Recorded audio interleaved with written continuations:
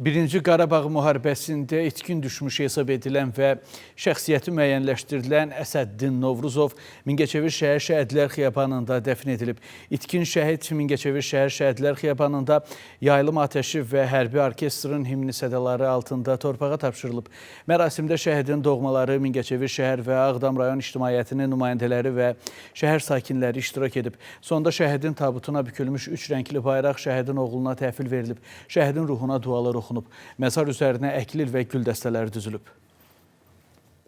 Vətən yolunda bu kişinin o qədər zəhməti var ki, o qədər həm həkim kimi, həm bir döyüşçü kimi, həm bir vətən oğlu kimi.